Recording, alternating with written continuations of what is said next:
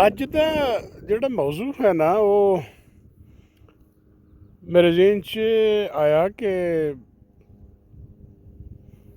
ਜਿਉਂ ਦਾ ਇਨਸਾਨ ਬਣਿਆ ਇਹਦੀ ਤਖਲੀਕ ਅੱਲਾਹ ਤਾਲਾ ਨੇ ਫਰਮਾਈ। ਬਾਬਾ ਜੀ ਆਦਮ अलैहिस्सलाम ਤੋਂ ਲੈ ਕੇ ਹੁਣ ਤੱਕ ਅਰਬਾਂ ਇਨਸਾਨ ਪੈਦਾ ਹੋਏ, ਲੇਕਿਨ ਜਿਹੜਾ ਆਗਾਜ਼ ਜ਼ਾਹਿਰ ਹੈ ਉਹ ਇੱਕ ਜੋੜੇ ਤੋਂ ਹੀ ਹੋਇਆ, ਬਾਬਾ ਜੀ ਆਦਮ अलैहिस्सलाम ਔਰ ਅੰਮਾ ਹੱਵਾ ਜੀ ਤੋਂ। ਔਰ ਇਹ ਵੀ ਅੱਲਾਹ ਤਾਲਾ ਦੀ ਹਿਕਮਤ ਸੀ ਕਿ ਚੂँਕਿ ਸਾਡੇ ਕੋਲ ਹਤਮੀ ਜਿਹੜਾ ਇਲਮ ਆਇਆ ਜਿਹਦੇ ਵਿੱਚ ਕਿ ਜਿਹਨੂੰ ਝੁਟਲਾਇਆ ਨਹੀਂ ਜਾ ਸਕਦਾ, ਜਿਹਦੇ 'ਤੇ ਕੋਈ ਸ਼ੱਕ ਨਹੀਂ ਕੀਤਾ ਜਾ ਸਕਦਾ, ਜਿਹੜਾ ਸਾਡਾ ਖਾਲਿਕ ਹੈ ਔਰ ਸਾਡਾ ਮਾਲਿਕ ਹੈ, ਜਿਹੜਾ ਉਹਦਾ ਆਪਣਾ ਕਲਾਮ ਹੈ, ਜਿਹੜਾ ਆਪ ਸੱਲੱਲਾਹੁ अलैहि वसल्लम ਦੇ ਜ਼ਰੀਏ ਪੂਰੀ ਇਨਸਾਨੀਅਤ ਵਾਸਤੇ ਆਇਆ। ਉਹਦੇ 'ਚ ਇਹੋ ਦੱਸਿਆ ਗਿਆ ਕਿ ਬਾਬਾ ਜੀ ਦੀ ਤਖਲੀਕ ਤੋਂ ਬਾਅਦ ਅੰਮਾ ਜੀ ਦੀ ਤਖਲੀਕ ਜਿਹੜੀ ਉਹਨਾਂ ਦੀ ਪਸਲੀ ਤੋਂ ਕੀਤੀ ਗਈ ਔਰ ਇਸ ਜੋੜੇ ਨੂੰ ਜੰਨਤ ਦੇ ਵਿੱਚ ਰੱਖਿਆ ਗਿਆ।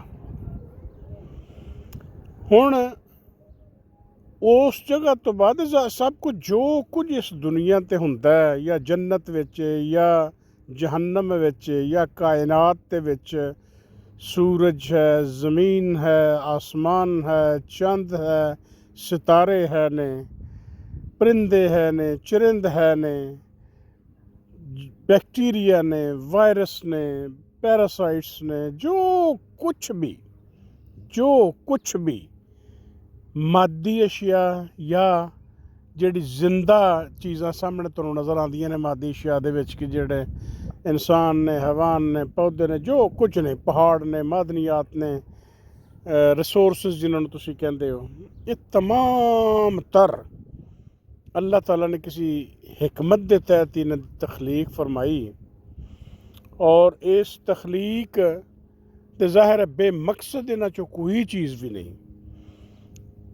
मिसाल के तौर पर अगर इंसान की तख्लीक की गई तो वो जिंदा रहने के जोड़े असबाब ने वो भी अल्लाह ताला ने नाल ही पैदा करते।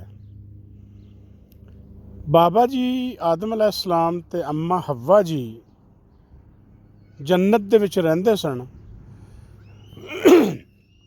जो सानू कुरान करीम चों पता लगता है। और जिवें मैं अगे अर्ज़ किया कि कुरान करीम दा एक लफ्ज़ सच्चाई ते मबनी है, उहदे ते कोई शक ही नहीं किया जा सकता। और उहदी सच्चाई दी सब तो बड़ी दलील जिहड़ी है मेरी नज़र दे विच, बाकी ते अल्लाह ताला दी किबरियाई है कि तुसी अल्लाह ताला दी शनाख्त दरख्त दे हर पत्ते, ਉਹਦੀ हर मखलूक तो विचों तुहानूं रब नज़र आउंदा। लेकिन ये बहुत बड़ा मौजज़ा है कि कुरान करीम दी इतनी वड्डी किताब और फिर कुरान करीम दी हिफाजत दा अल्लाह ताला ने खुद जिम्मा लिया, और तुहाडे सामने चलदियां फिरदियां वो मशीनां ने, वो इंसान ने जिन्हां दे सीनियां दे विच लखां ते करोड़ां दे विच ये महफूज किताब, और दुनिया दी होर कोई किताब ऐसी नहीं कि जिहड़ी इस तरह महफूज होवे। ये कुरान दे सच्चा होने की दलील तो इत्थे ही आ गई। हुण ये अल्लाह ताला वास्ते तो कोई चीज़ नामुमकिन है ही नहीं। वो तो बेनियाज ने, वो बेऐब ने, वो किसी अपनी मखलूक के मुहताज तो हो सकते ही नहीं। अगर मखलूक दा कोई मुहताज हो जाए तो फिर वो खालिक हो ही नहीं सकता। तो जे वो मुहताज नहीं तो मतलब है कि वो ये दुनिया की जिहड़ी बादशाहत है या कायनात की जिहड़ी बादशाहत है, पूरी बादशाहत दे विच अमलदारी भी उहदे हुक्म दी है। और इत्थे जो होण डिया उहदी हिकमत नाल होण डिया, और किसी वास्ते वो आजमाइश की सूरत च होण डिया ते किसी दे वास्ते ਉਹਦਾ इम्तहान कह लो तुसी, ਉਹਦੀ सज़ा या जज़ा के तौर पर होण डिया। मखलूक सारी ਉਹਦੀ है, ਜਿਵੇਂ ਨਮਰੂਦ ਵੀ ਇਨਸਾਨ ਸੀ ਅਤੇ ਮੱਛਰ ਵੀ ਉਹਦੀ ਮਖਲੂਕ ਸੀ। ਨਮਰੂਦ ਨੂੰ ਮੱਛਰ ਕੋਲ ਮਰਵਾ ਛੜਿਆ। ਇਸੇ ਤਰ੍ਹਾਂ ਜਿਹੜਾ ਮੱਕਾ ਦੇ ਉੱਤੇ ਅਬਰਹੇ ਦਾ ਲਸ਼ਕਰ ਜਿਹੜਾ ਉਹ ਹਮਲਾਵਰ ਹੋਇਆ, ਹਾਥੀਆਂ ਦਾ ਲਸ਼ਕਰ ਜਿਹਨੂੰ ਕਿਹਾ ਜਾਂਦਾ, ਉਹ ਵੀ ਸਾਰੀ ਮਖਲੂਕ ਰੱਬ ਦੀ ਸੀ, ਲੇਕਿਨ ਆਪਣੀ ਹੀ ਮਖਲੂਕ ਅਬਾਬੀਲਾਂ ਕੋਲੋਂ ਉਹਨੂੰ ਮਰਵਾਤਾ। ਇੱਕ ਨੂੰ ਮਖਲੂਕ ਨੂੰ ਦੂਸਰੀ ਵਾਸਤੇ ਖੈਰ ਦਾ ਬਾਇਸ ਵੀ ਬਣਾਇਆ ਅਤੇ ਸ਼ਰ ਦਾ ਬਾਇਸ ਵੀ ਬਣਾਇਆ। ਫਰਿਸ਼ਤੇ ਵੀ ਉਹਦੀ ਮਖਲੂਕ ਨੇ, ਇਨਸਾਨ ਵੀ ਉਹਦੀ ਮਖਲੂਕ ਨੇ। ਜਦੋਂ ਇਨਸਾਨ ਦਾ ਵਕਤ ਆ ਜਾਂਦਾ ਹੈ, ਫਰਿਸ਼ਤਿਆਂ ਨੇ ਹੀ ਉਹ ਕਹਿੰਦਾ ਕਿ ਜਾ ਕੇ ਹੁਣ ਇਹਦੀ ਜਾਨ ਕੱਢ ਲਿਆਓ, ਇਹਦੀ ਰੂਹ ਕਬਜ਼ ਕਰ ਲਓ। ਇਹਦਾ ਮਤਲਬ ਤਮਾਮ ਤਰ ਅਮਲਦਾਰੀ ਜਿਹੜੀ ਹੈ ਅੱਲਾਹ ਤਾਲਾ ਦੇ ਹੁਕਮ ਦੀ ਹੀ ਹੈ। ਅਤੇ ਜਦੋਂ ਇਹ ਤੈਅ ਹੋ ਗਿਆ, ਇਹ ਵੀ ਸਮਝਣਾ ਜ਼ਰੂਰੀ ਹੈ ਕਿ ਫਿਰ ਅੱਲਾਹ ਤਾਲਾ ਬਾਬਾ ਜੀ ਨੂੰ ਜੰਨਤ 'ਚ ਹੀ ਰੱਖਦੇ, ਅੰਮਾ ਜੀ ਨੂੰ ਜੰਨਤ 'ਚ ਹੀ ਰੱਖਦੇ, ਉੱਥੇ ਅਰਬਾ ਇਨਸਾਨ ਨਹੀਂ ਸਨ ਰਹਿ ਸਕਦੇ, ਬਿਲਕੁਲ ਰਹਿ ਸਕਦੇ ਸਨ। ਲੇਕਿਨ ਉੱਥੇ ਮੌਕਾ ਕੀ ਦਿੱਤਾ ਸ਼ੈਤਾਨ ਨੂੰ? ਸ਼ੈਤਾਨ ਕੌਣ ਸੀ? ਉਹ ਜਿੰਨ ਸੀ। ਨਾਂ ਉਹਦਾ ਕੀ ਸੀ? ਇਬਲੀਸ ਸੀ।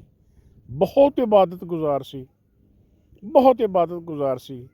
ਲੇਕਿਨ ਆਉਣ ਵਾਲੀ ਇਨਸਾਨੀ ਨਸਲ ਨੂੰ ਦੱਸਣਾ ਇਹ ਮਕਸੂਦ ਸੀ ਕਿ ਆਹ ਵੇਖੋ, ਇਤਨਾ ਬੜਾ ਇਬਾਦਤ ਗੁਜ਼ਾਰ, ਇਤਨਾ ਬੜਾ ਇਬਾਦਤ ਗੁਜ਼ਾਰ, ਲੇਕਿਨ ਮੇਰੇ ਇੱਕ ਹੁਕਮ ਦੀ ਸਰਕਸ਼ੀ ਕੀਤੀ, ਹੁਕਮਦੂਲੀ ਕੀਤੀ ਕਿ ਜਦੋਂ ਮੈਂ ਕਿਹਾ ਕਿ ਇਹ ਇਨਸਾਨ ਜਿਹੜਾ ਮੈਂ ਆਦਮ ਮੈਨੂੰ ਬਣਾ ਦਿੱਤਾ, ਮਿੱਟੀ ਤੋਂ ਤਖਲੀਕ ਕੀਤਾ, ਚ ਰੂਹ ਫੂਕ ਦਿੱਤੀ ਹੈ, ਅਤੇ ਤੂੰ ਬਈ ਜਿੰਨੀਆਂ ਮਖਲੂਕਾਤ ਨੇ, ਭਾਵੇਂ ਉਸ ਤੋਂ ਪਹਿਲੋਂ ਜ਼ਾਹਿਰ ਹੈ ਇਨਸਾਨ ਤੋਂ ਪਹਿਲੋਂ ਜੰਨਾਤ ਸਨ, ਇਸਲਾਮ ਤੋਂ ਪਹਿਲੋਂ ਇਨਸਾਨ ਤੋਂ ਪਹਿਲੋਂ ਮੇਰਾ ਮਤਲਬ ਹੈ ਫਰਿਸ਼ਤੇ ਸਨ, ਉਹਨਾਂ ਸਾਰਿਆਂ ਨੂੰ ਇਹ ਕਹਿ ਦਿੱਤਾ ਗਿਆ ਕਿ ਤੁਸੀਂ ਜਿਹੜਾ ਨਾ ਉਹ ਇਹਨੂੰ ਸਜਦਾ ਕਰੋ। ਲੇਕਿਨ ਉਹ ਸਾਰਿਆਂ ਨੇ ਸਜਦਾ ਕਰਤਾ, ਅਤੇ ਜਿਹੜਾ ਇਬਲੀਸ ਸੀ, ਜਿੰਨ ਸੀ, ਬਾਵਜੂਦ ਬਹੁਤ ਇਬਾਦਤ ਗੁਜ਼ਾਰਦੇ, ਹਰ ਵੇਲੇ ਅੱਲਾ ਦੀ ਤਸਬੀਹ ਕਰਨ ਵਾਲਾ, ਉਹਨੇ ਇਨਕਾਰ ਕਰਤਾ ਕਿ ਜੀ ਮੈਂ ਤਾਂ ਇਹ ਮਿੱਟੀ ਦਾ ਬਣਿਆ, ਮੈਂ ਤਾਂ ਅੱਗ ਦਾ ਬਣਿਆ, ਅਤੇ ਮੈਂ ਇਹਨੂੰ ਸਜਦਾ ਕਿਉਂ ਕਰਾਂ? ਉਹਦੀ ਹਿਕਮਤ ਕੀ ਸੀ?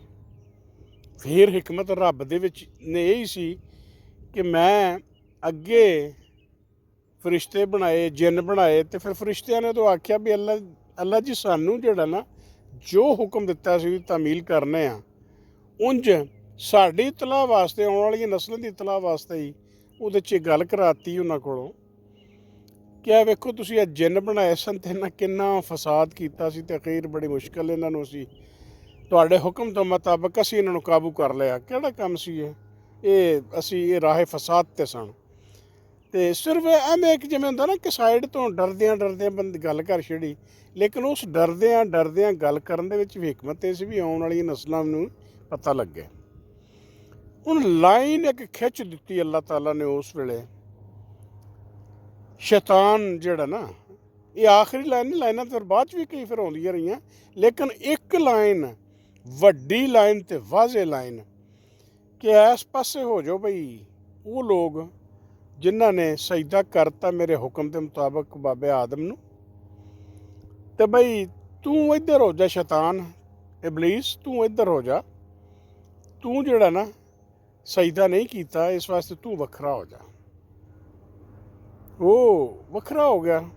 ਉਂਝ ਉਹਨੇ ਇਜਾਜ਼ਤ ਮੰਗੀ, ਉਹਨੇ ਆਖਿਆ ਜੀ ਮੈਨੂੰ ਫਿਰ ਇੰਨੀ ਇਜਾਜ਼ਤ ਦੇ ਛੱਡੋ ਬਈ ਖਾਲਕ ਤੇ ਮੇਰੇ ਵੀ ਤੁਸੀਂ ਹੋ, ਖਾਲਕ ਜਿਹੜੇ ਉਹ ਬਾਬਾ ਆਦਮ ਦੇ ਵੀ ਤੁਸੀਂ ਹੀ ਹੋ। ਉਂਝ ਜਿੰਨੀ ਵਿਗਾੜ ਮੈਂ ਪੈਦਾ ਕਰ ਸਕਣਾ, ਕੋਈ ਹੀਲੇ ਬਹਾਨੇ, ਉਹ ਮੈਂ ਇਹਨਾਂ ਦੀ ਕਰਦਾ ਤੇ ਰਵਾਂਗਾ ਹੀ ਨਾ। ਮੇਰੀ ਮੁਖਾਲਫਤ ਤਾਂ ਸ਼ੁਰੂ ਹੋ ਗਈ ਕਿ ਬਾਬਾ ਨਾ ਬਾਬੇ ਦੀ ਤਖਲੀਕ ਹੁੰਦੀ, ਨਾ ਬਾਬੇ ਨੂੰ ਤੁਸੀਂ ਹੁਕਮ ਦਿੰਦੇ ਸਜਦਾ ਕਰਨ ਦਾ, ਅਤੇ ਨਾ ਮੇਰੇ ਇਹ ਪ੍ਰੋਬਲਮ ਪੈਦਾ ਹੁੰਦੀ ਕਿ ਮੈਨੂੰ ਤੁਸੀਂ ਜਿਹੜਾ ਉਹ ਬਾਕੀਆਂ ਨਾਲੋਂ ਵੱਖਰਿਆਂ ਕਰਦੇ। ਜਿਸ ਵੇਲੇ ਬਾਬਾ ਜੀ ਅਤੇ ਅੰਮਾ ਜੀ ਇਹ ਉੱਥੇ ਜਿਸ ਵੇਲੇ ਜੰਨਤ ਦੇ ਵਿੱਚ ਰਹਿਣ ਲੱਗ ਪਏ, ਅਤੇ ਚਾਰ ਚਫੇਰੇ ਸ਼ੈਤਾਨ ਘੁੰਮਦਾ ਫਿਰਦਾ ਹੁੰਦਾ ਸੀ। ਜਿਹੜੀ ਗੱਲ ਤੋਂ ਅੱਲਾਹ ਤਾਲਾ ਨੇ ਪਹਿਲੀ ਜਿਹੜੀ ਇਨਸਾਨ ਦੀ, ਸਾਡੇ ਜੱਦੇ ਅਮਜਦ ਦੀ, ਬਾਬਾ ਜੀ ਦੀ ਤੇ ਬੇਬੇ ਜੀ ਦੀ ਅਜ਼ਮਾਇਸ਼ ਰੱਖੀ ਨਾ, ਉਹ ਇਹ ਰੱਖੀ ਕਿ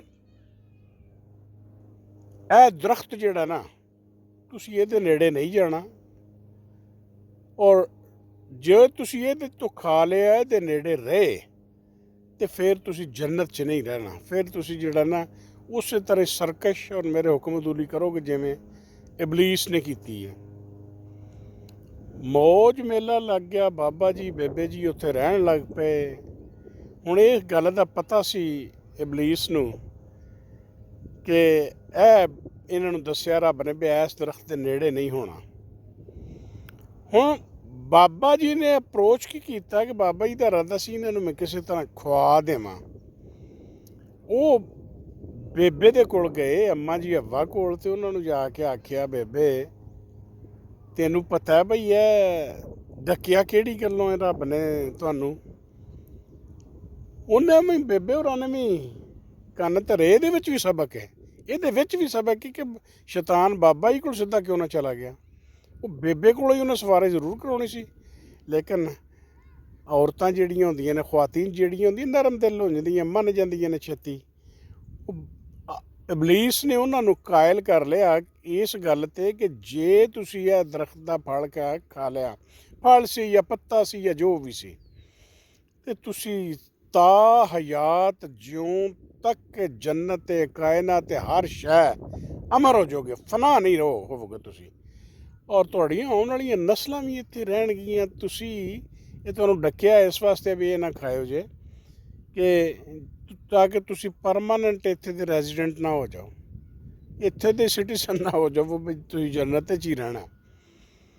ਬੇਬੇ ਵੀ ਮੰਨ ਗਈ, ਉਹਨੇ ਆਖਿਆ ਗੱਲ ਤੇ ਠੀਕ ਹੈ ਵੀ ਹਰ ਸ਼ੈ ਖਾਣ ਦੀ ਇਜਾਜ਼ਤ ਹੈ, ਰੱਬ ਨੇ ਇਹ ਜਿਹੜਾ ਨੇ ਕਿਉਂ ਡੱਕਿਆ ਵਿੱਚੋਂ, ਜਿਹਨੂੰ ਕਹਿੰਦੇ ਨਾ ਵਸਵਾਸ, ਉਹ ਵਸਵਾਸ ਢਿੱਡ 'ਚ ਪੈਦਾ ਹੋ ਗਿਆ। ਤੇ ਬਾਬੇ ਨੂੰ ਫਿਰ ਕਾਇਲ ਬੇਬੇ ਨੇ ਕਰ ਲਿਆ ਕਿ ਆ ਜਾ ਥੋੜ੍ਹਾ ਜਿਹਾ ਖਾ ਲਈਏ, ਕੁਝ ਨਹੀਂ ਹੁੰਦਾ, ਖੈਰ ਮੇਰੇ। ਉਹੋ ਹੀ ਤਾਂ ਅਜ਼ਮਾਇਸ਼ ਸੀ।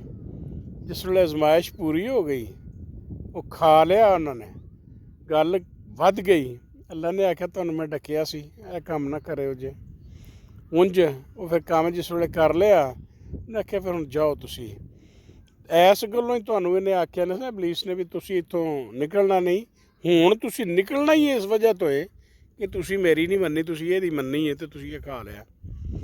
ਓਹੋ, ਬੇਬੇ ਹੋਰਾਂ ਦੀ ਤੇ ਬਾਬੇ ਹੋਰਾਂ ਦੀ ਤੇ ਅੱਖਾਂ ਖੁੱਲ੍ਹ ਗਈਆਂ। ਉਹਨੇ ਆਖਿਆ ਵੀ ਇਹ ਕੀ ਬਣਿਆ ਵੀ ਸਾਡੇ ਨਾਲ, ਇਹ ਤੇ ਵਾਕਿਆ ਹੀ ਇਸ ਮਰਦੂਦ ਨੇ ਸਾਨੂੰ ਖਰਾਬ ਕੀਤਾ। ਉਸੇ ਵੇਲੇ ਤੌਬਾ ਕੀਤੀ, ਰੱਬਨਾ ਜ਼ਲਮਨਾ ਅਨਫੁਸਨਾ, ਉਹ ਜਿਹੜੀ ਦੁਆ ਹੈ ਬਾਬਾ ਜੀ ਆਦਮ ਅਲੈਹਿਸਲਾਮ ਦੀ, ਯਾ ਬਾਰੀ ਤਾਲਾ ਅਸੀਂ ਆਪਣੀਆਂ ਜਾਨਾਂ 'ਤੇ ਜ਼ੁਲਮ ਕੀਤਾ ਤੇ ਹੁਣ ਸਾਨੂੰ ਤੂੰ ਮਾਫੀ ਦੇ ਦੇ, ਸਾਡੇ 'ਤੇ ਰਹਿਮ ਕਰ ਦੇ, ਕੋਈ ਹੋਰ ਹੈ ਹੀ ਨਹੀਂ ਜਿਹੜਾ ਸਾਡੇ 'ਤੇ ਰਹਿਮ ਕਰੇ। ਤਰਸ ਆ ਗਿਆ, ਅੱਲਾ ਨੂੰ ਤਰਸ ਆ ਗਿਆ ਕਿ ਆਪ ਹੀ ਤੇ ਮੈਂ ਬਣਾਏ ਨੇ, ਆਪ ਹੀ ਤੇ ਮੈਂ ਹੱਥੀਂ ਬਣਾਏ ਨੇ, ਤੇ ਹੁਣ ਮੈਂ ਇਹਨਾਂ ਨੂੰ ਜਿਹੜਾ ਮੈਂ ਕੀ ਆਖਾਂ, ਹੁਣ ਗੁਨਾਹ ਤੇ ਇਹਨਾਂ ਕੋਲ ਗਿਆ ਹੋ, ਤੇ ਮੈਂ ਆਦਿਲ ਵੀ ਹਾਂ, ਮੈਂ ਇਨਸਾਫ ਵੀ ਕਰਨਾ, ਇਹ ਇਸ 'ਤੇ ਕੰਮ ਵਿਗੜ ਜਾਏਗਾ। ਉਹਨੇ ਕਿਹਾ ਠੀਕ ਹੈ, ਮੈਂ ਤੁਹਾਡੀ ਦੁਆ ਕਬੂਲ ਕਰ ਲਈ, ਤੁਹਾਨੂੰ ਮਾਫੀ ਦੇ ਦਿੱਤੀ, ਪਰ ਜੰਨਤ 'ਚ ਹੁਣ ਤੁਹਾਨੂੰ ਜਾਣਾ ਪਏਗਾ। ਉਹਨਾਂ ਨੂੰ ਥੱਲੇ ਖਿਲਾਤਾ ਵੀ ਜਾਓ, ਹੁਣ ਥੱਲੇ ਸੁੱਟਤਾ ਵੀ ਜਾਓ ਜ਼ਮੀਨ 'ਤੇ ਰਵੋ। ਹੁਣ ਉਹ ਜ਼ਮੀਨ 'ਤੇ ਆ ਕੇ ਮੁਖਤਲਿਫ ਰਵਾਇਤ ਨੇ, ਕੋਈ ਕਹਿੰਦੇ ਨੇ ਸ਼੍ਰੀਲੰਕਾ ਦੇ ਪਹਾੜ 'ਤੇ ਉਤਰੇ ਆ ਕੇ ਬੇਬੇ ਤੇ ਬਾਬਾ, ਤੇ ਕੋਈ ਕਿਤੇ ਤੇ ਕੋਈ ਕਿਤੇ ਆਂਦਾ। ਬਹਰਲ ਉਹ ਜਿੱਥੇ ਵੀ ਉਤਰੇ, ਨਸਲ ਇਨਸਾਨੀ ਦਾ ਉੱਥੋਂ ਆਗਾਜ਼ ਹੋ ਗਿਆ। ਹੁਣ ਇਹ ਗੱਲ ਇੱਥੋਂ ਤੱਕ ਤੇ ਠੀਕ ਹੈ। ਨਾਲ ਹੀ ਜਿਸਲੇ ਇਬਲੀਸ ਨੂੰ ਪਤਾ ਲੱਗਾ ਵੀ ਇਹ ਤੇ ਚੱਲੇ ਨੇ ਥੱਲੇ, ਤੇ ਇਹਨਾਂ ਨੂੰ ਤੇ ਮੈਂ ਖਰਾਬ ਕਰਨਾ, ਉਹਨੇ ਵੀ ਇਜਾਜ਼ਤ ਮੰਗੀ ਕਿ ਯਾ ਅੱਲਾ, ਹੁਣ ਜੇ ਇਹਨਾਂ ਨੂੰ ਤੁਸੀਂ ਮਾਫੀ ਦੇ ਦਿੱਤੀ ਤੇ ਮੈਨੂੰ ਵੀ ਮਾਫੀ ਦੇ ਦਿਓ, ਤੇ ਮੈਨੂੰ ਵੀ ਇਹਨਾਂ ਦੇ ਨਾਲ ਹੀ ਘੱਲ ਦਿਓ, ਤੇ ਮੈਨੂੰ ਇੰਨੀ ਛੂਟ ਦੇ ਦਿਓ ਕਿ ਜਿੰਨੀ ਦੇਰ ਇਹ ਨਸਲ ਇਨਸਾਨੀ ਹੈ ਨਾ, ਤੇ ਮੈਂ ਵੀ, ਮੇਰੀ ਵੀ ਜਿਹੜੀ ਪਾਰਟੀ ਹੈ ਨਾ, ਉਹ ਕਿਸੇ ਵੀ ਰੰਗ ਰੂਪ ਦੇ ਵਿੱਚ, ਜਿੰਨਾਤ ਦੀ ਸ਼ਕਲ ਵਿੱਚ ਹੋਵੇ ਜਾਂ ਇਨਸਾਨਾਂ ਦੀ ਸ਼ਕਲ 'ਚ ਹੋਵੇ, ਉਹ ਇਹਨਾਂ ਨੂੰ ਗੁੰਮਰਾਹ ਕਰਦੀ ਰਹੇ ਤੇ ਤੇਰੇ ਰਾਹ ਤੋਂ ਹਟਾਉਂਦੀ ਰਹੇ।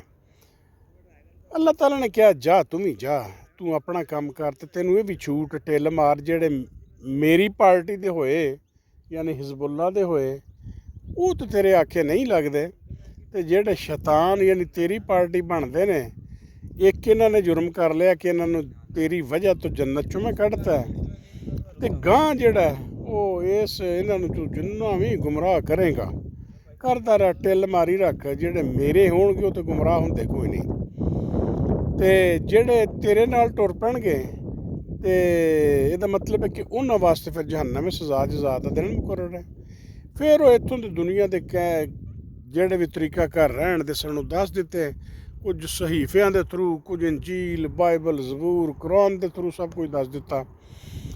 ਹੁਣ ਸੋਚਣ ਦੀ ਗੱਲ ਹੈ ਵੀ ਰੱਬ ਵਾਸਤੇ ਕੀ ਮੁਸ਼ਕਿਲ ਸੀ ਕਿ ਪਹਿਲੇ ਦਿਨ ਹੀ ਇਬਲੀਸ ਦੀ ਧੌਣ ਹੀ ਭੰਨ ਛੱਡਦਾ, ਉਹ ਤੇ ਕੁੰਨ ਆਖਣਾ ਸੀ ਤੇ ਫਯਕੂਨ ਹੋ ਜਾਣਾ ਸੀ, ਮੁੱਕ ਜਾਣੀ ਸੀ ਗੱਲ।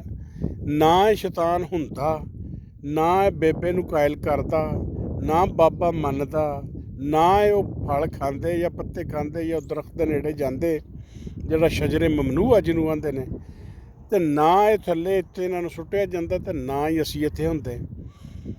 ਇਹਦਾ ਮਤਲਬ ਇਹ ਹੋਇਆ ਕਿ ਅਜ਼ਮਾਇਸ਼ ਉਸ ਦਿਨ ਤੋਂ ਸ਼ੁਰੂ ਹੋ ਗਈ ਇਨਸਾਨ ਦੀ ਕਿ ਜਿਹੜੀ ਅਜ਼ਮਾਇਸ਼ ਹਾਲੀ ਤੱਕ ਜਾਰੀ ਹੈ ਔਰ ਤਾ ਕਿਆਮਤ ਜਾਰੀ ਹੈ ਰਹਿਣੀ ਹੈ। ਇਮਤਿਹਾਨ ਬੜਾ ਸਿੱਧਾ ਹੈ, ਸਵਾਲ ਬੜੇ ਸਿੱਧੇ ਨੇ, ਔਰ ਉਹ ਇਹੋ ਹੀ ਸਵਾਲ ਨੇ। ਕਿਉਂ ਭਾਈ? ਤੁਸੀਂ ਇਹ ਦੱਸੋ ਵੀ ਸ਼ੈਤਾਨ ਦੇ ਨਾਲ ਟੁਰੇ ਸੋ ਕਿ ਮੇਰੇ ਨਾਲ ਟੁਰੇ ਸੋ? ਸ਼ੈਤਾਨ ਦਾ ਮਤਲਬ ਬੁਰਾਈ ਹੈ ਅਤੇ ਅੱਲਾ ਦਾ ਮਤਲਬ ਰੋਸ਼ਨੀ ਹੈ। ਸ਼ੈਤਾਨ ਦਾ ਮਤਲਬ ਹਨੇਰਾ ਹੈ ਅਤੇ ਅੱਲਾ ਦਾ ਮਤਲਬ ਜਿਹੜਾ ਉਹ ਜ਼ਾਹਿਰ ਰੋਸ਼ਨੀ ਹੈ, ਚੰਗਿਆਈ ਹੈ। ਅੱਲਾ ਤਾਲਾ ਦੀ ਕਿਬਰਿਆਈ ਇਹ ਹੈ ਕਿ ਉਹਦੀ ਹਰ ਮਖਲੂਕ 'ਚ ਗੌਰ ਕੀਤਾ ਜਾਵੇ। ਦੌੜ ਭੱਜ ਦੁਨੀਆ ਦੀ ਨੱਠ ਅਸੀਂ ਮਰ ਜਾਂਦੇ ਹਾਂ, ਕਦੀ 24 ਘੰਟਿਆਂ 'ਚ, ਕਦੀ 7 ਦਿਨਾਂ 'ਚ, ਕਦੀ ਮਹੀਨੇ 'ਚ, ਕਦੀ ਸਾਲ ਬਾਅਦ ਹੀ। ਕਦੀ ਬਹੀਏ ਤਾਂ ਸਹੀ ਕਿ ਅਸੀਂ ਬਾਹਰ ਨਿਕਲੇ ਹਾਂ ਕਿ ਇਹ ਪੱਤਾ ਕੀ ਹੈ, ਇਹ ਦਰਖਤ ਕੀ ਹੈ, ਇਹ ਚਰਿੰਦ ਪਰਿੰਦ ਕੀ ਨੇ। ਔਰ ਅੱਲਾਹ ਤਾਲਾ ਕੁਰਾਨ ਚਾਹੁੰਦੇ ਨੇ ਨਾ ਕਿ ਕੁਲ ਸੀਰੂ ਫਿਲ ਅਰਜ਼ੇ, ਤੁਸੀਂ ਸੈਰ ਕਰੋ, ਘੁੰਮੋ ਫਿਰੋ ਦੁਨੀਆ ਦੇ ਵਿੱਚ, ਸਬਕ ਹਾਸਲ ਕਰੋ। ਤੁਸੀਂ ਕਿ ਕੀ ਇਹ ਦੁਨੀਆ ਦੇ ਵਿੱਚ ਇੱਕ ਮੇਰੇ ਕੁਦਰਤ ਦੇ ਮੁਜ਼ਾਹਿਰ ਵੇਖੋ, ਇਹ ਪਹਾੜਾਂ ਨੂੰ ਵੇਖੋ, ਇਹ ਕਿਵੇਂ ਮੈਂ ਗੱਡ ਦਿੱਤੇ ਨੇ ਜ਼ਮੀਨ ਦੇ ਵਿੱਚ ਵੀ ਜ਼ਮੀਨ ਹਿੱਲੇ ਕੋਈ ਨਾ। ਇਹ ਸਮੁੰਦਰ ਵੇਖੋ, ਹੱਦੇ ਨਿਗਾਹ ਤੱਕ ਪਾਣੀ ਪਾਣੀ, ਇਹਦੀ ਤਹਿ ਵਿੱਚ ਜਿਹੜੀਆਂ ਮਖਲੂਕਾਤ ਨੇ ਉਹ ਵੇਖੋ, ਉਹਨਾਂ 'ਤੇ ਗੌਰ ਕਰੋ। ਤੁਸੀਂ ਅਸਮਾਨ 'ਤੇ ਉੱਡਦੇ ਪਰਿੰਦਿਆਂ ਨੂੰ ਵੇਖੋ, ਇਹ ਆਪਣੇ ਆਪਣੇ ਟਰੈਕ 'ਤੇ ਦੌੜੀ ਜਾਂਦੇ ਨੇ। ਸੂਰਜ ਕਿੰਨਿਆਂ ਸਾਲਾਂ ਤੋਂ ਇੱਕ ਪਾਸਿਓਂ ਨਿਕਲਦਾ, ਇੱਕ ਪਾਸਿਓਂ ਡੁੱਬ ਜਾਂਦਾ। ਇਸੇ ਤਰ੍ਹਾਂ ਚੰਨ ਨੇ। ਇਹ ਸਾਰੇ ਗੌਰੋ ਫਿਕਰ ਇਸ ਗੱਲ ਦੇ ਹੈਗੇ ਨੇ। ਇਹ ਤਵੱਜੋ ਦਿਲਾਈ ਕਿ ਇਸ ਅਜ਼ਮਾਇਸ਼ 'ਚੋਂ ਤੁਸੀਂ ਨਿਕਲਣਾ ਕਿਵੇਂ ਆ। ਪਰਚਾ ਵੀ ਦੱਸ ਦਿੱਤਾ ਹੈ, ਸਵਾਲ ਵੀ ਦੱਸ ਦਿੱਤੇ ਨੇ, ਤਿਆਰੀ ਵੀ ਕਰਨ ਵਾਸਤੇ ਖੁਲਾਸਾ ਵੀ ਦੇ ਦਿੱਤਾ, ਕੁਰਾਨ ਵੀ ਦੇ ਦਿੱਤਾ। ਅੱਗੋਂ ਭਾਈ ਤੁਹਾਡੀ ਮਰਜ਼ੀ ਹੈ ਕਿ ਜੇ ਤੁਸੀਂ ਕੁਝ ਕਰਨਾ ਤਾਂ ਕਰ ਲਓ, ਨਹੀਂ ਕਰਨੀ ਹੈ ਤਾਂ ਚਲੋ।